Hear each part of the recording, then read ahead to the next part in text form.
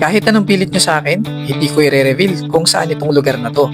Isinama ako ni Rizal Tambay sa isang spot na madalas daw nilang tambayan noon ni Kokoy. And yes, kahit anong mangyari, hindi ko i-reveal kung saan itong lugar na to.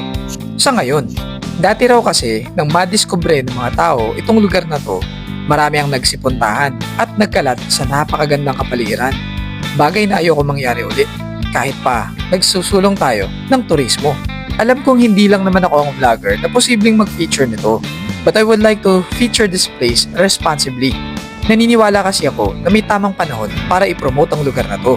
Siguro kapag handa na ang pamahalang barangay dito at matututo ng magmalasakit ang mga tao. Andito kami ngayon ni Arby sa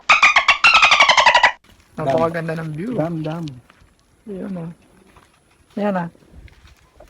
Kung mapapansin nyo kanina, meron tayong dinaanan na isang mahabang kalsada. Kapag napasyal kayo rito, mapapansin nyo na sa dulo nun ay putol na ito. Sa dulo ng putol na daan, may makikita kayong isang marker, kung saan ang kasunod nito ay isang malawak na grassland. Pagsampa pa lang, may makikita ka ng kakaiba sa lugar na to. Si RB guys. Sa malayo pa lang, matatanong mo na ang isang patay na puno na para bang sadyang inilagay para magsilbing palatandaan ng nasabing lugar. Solid pare. Pero lumang puno dito.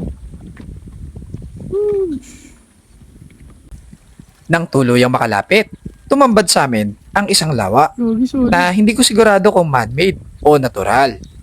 Pero ano pa man, isa lang ang sigurado. Nakakamangha ang lugar na ito at may potensyal na maging isang pasyalan kung pangangalagaan at i-develop.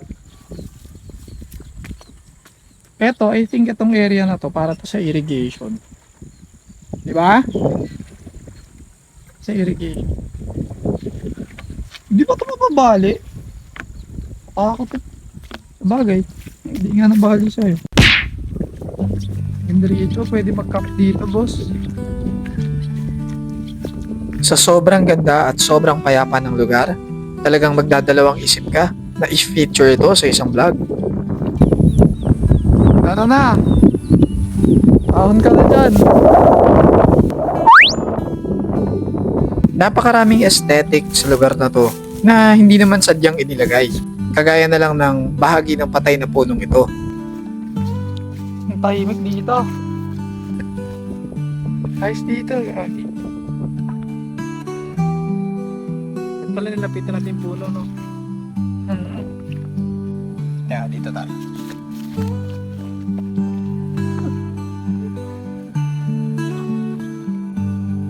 Sobrang picture perfect ng lugar na to, lalo na kapag sunset. Hindi naman ito private.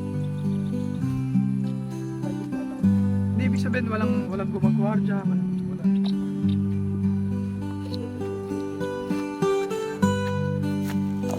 Hindi katulad ng Green City.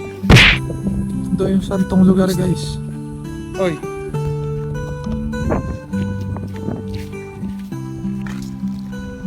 Ang ganda dito sa lugar na to, guys. Hindi ko alam kung paano ko siya i-vlog.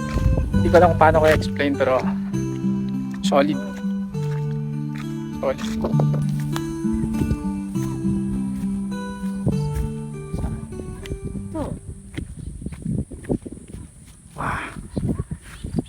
Maganda rin sa palayan doon eh, yung binabaan natin doon.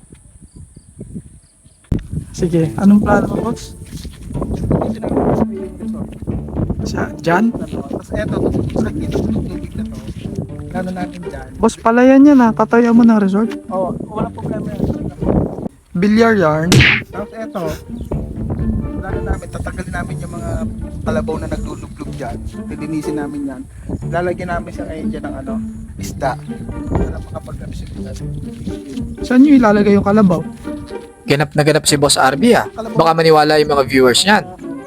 Yan, sa may mga kalibahin dyan, magbabawal na Hindi ko alam kung bakit, pero nakaramdam ako ng nostalgia sa lugar na to. Kahit pa first time ko palang makapunta rito. Napakaswerte ng halahala dahil napakayaman ito sa kalikasan at magagandang tanawin. Bagay na kailangan pagtuunan ng pansin at atensyon para mabuhay ang turismo at paunlarin ang bayan. At siguradong hindi lang ito ang nag-iisang likas na yaman ng halahala. Marami pa itong tinatago at kinukubli. na kung pahalagaan at pagsisikapan, makatutulong itong mapasigla ang maraming industriya at ang kabuhayan ng mga halalenyos. Para sa akin, sapat na ang lugar na ito para magkaroon ng motivation na ipagpatuloy ang mission natin dito sa Yellow Hat Project. Bagamat malayo-layo na tayo, marami pa rin tayong lalampayin. Kaya naman huwag kayong bibitiw hanggang sa magtagumpay tayo. Sama-sama tayong magsabi ng Let's Explore, Hala-Hala!